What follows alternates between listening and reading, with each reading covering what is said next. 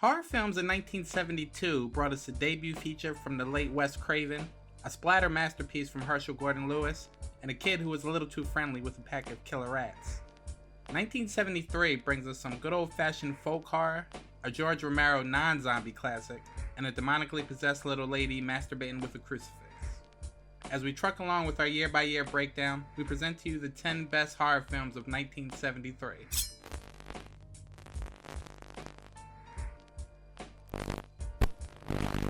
Baby, not to be confused with everyone's favorite psychopath, Baby Firefly, is a grown man whose development has been stunted by his abusive mother and sisters. If Baby ever gets out of line and even shows hints of cognizance, he's greeted with a cattle prod and shoved into a closet. In short, if you only see one movie about a man-baby cared for by overbearing, eccentric women and kidnapped by a well-meaning social worker for ulterior motives of her own, make sure it's this one, and not Adult Baby Fetish Part 5, Oops, I Cracked My Playpen. This movie is absolutely gaga. Or should that be Goo Goo Gaga? Sorry. Corny, are you hungry? Let me get you a bottle, okay? No, baby, no.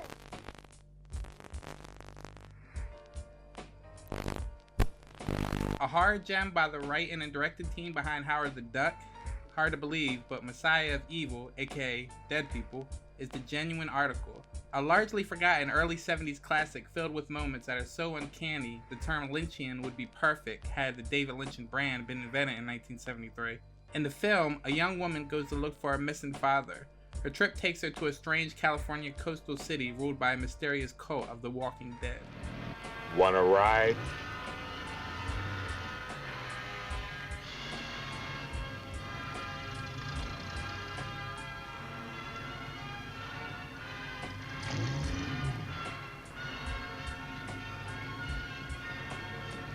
What the hell?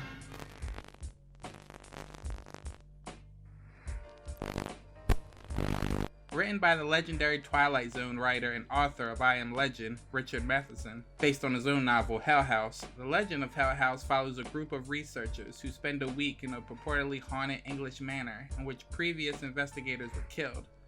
This may sound like a million other haunted house movies you've come across in your lifetime, but don't fret. This entry of the subgenre is certainly a cut above the rest.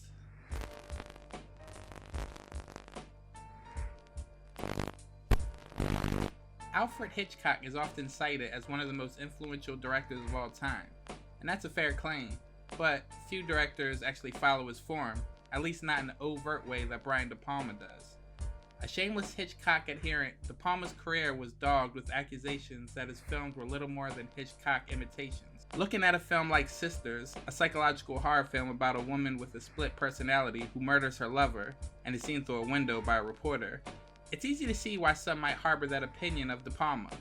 The Hitchcock tropes are all there, true, yet the film indeed has a life and style of its own. It's great. Hey, now you know you're not supposed to cut the cake until you make a wish and blow out the candles.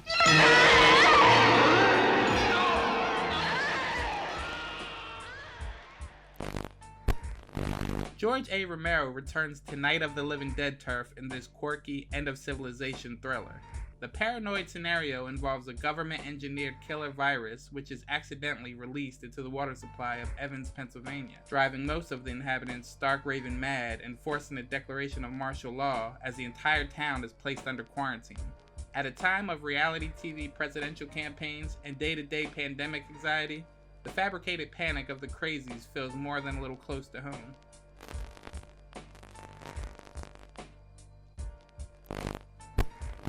Tired of scathing reviews, failed Shakespearean actor Edward Lionheart takes out his revenge on the critics who he blames for his deteriorated career. When he is overlooked in favor of a blue-eyed boy newcomer for a prestigious critics award, he sees this as the last straw.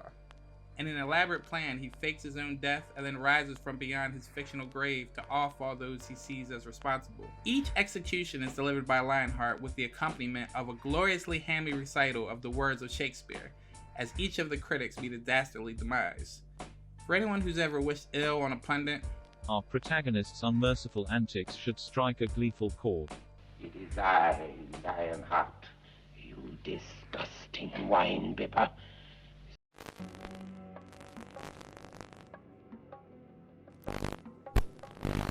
Discussions about Italian horror films always involve the following directors: Dario Argento, Mario Bava, and Lucio Fulci.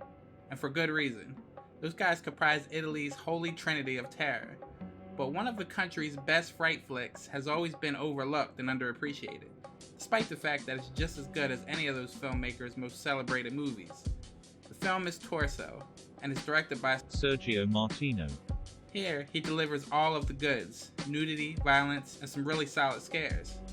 The plot of the killer terrorizing Rome's college students is hardly new, even for the time. But the murder sequences are artfully staged and strangely beautiful to watch. Most notably is the one in which the killer stalks his victims through a muddy field. The film is overloaded with red herrings and doesn't feature the most complicated of whodunits, but Martino has his fun getting to the conclusion, and so will you.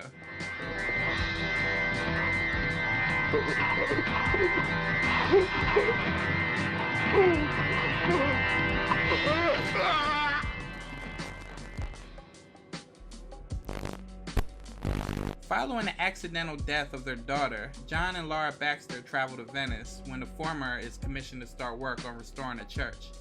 Upon meeting two elderly sisters in their new home, Laura is told by the strange siblings that their deceased daughter is not only trying to communicate with them, but that they can communicate with her directly. Don't Look Now is absolutely enthralling to watch. It's an emotional story about coping with loss, fertility, and the premature death of a child. You must find him. You must warn him. When did he leave? She told Where'd you he go? to leave. I don't know. She told You must know where he went. Why did he leave leave? Where did Venice. he say he was going? She told you. I don't know. Leave Oh, my God. Venice. She told him. The Wicker Man tells the story of Sergeant Neil Howey, a devoutly Christian police officer called out to a remote Scottish island to investigate the disappearance of a young girl.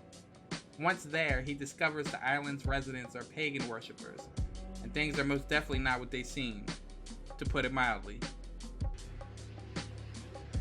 What is it? What's wrong, sister? Oh, sorry, wrong movie.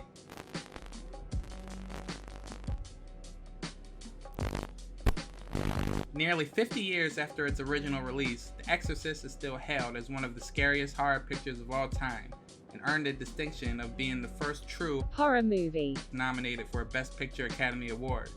It lost to The Sting. William Friedkin's tale of demonic possession was so terrifying, in fact, that cinemagoers were known to faint, vomit, and go into hysterics while watching it. As Roger Ebert once wrote, if movies are, among other things, opportunities for escapism, then The Exorcist is one of the most powerful ever made. Indeed.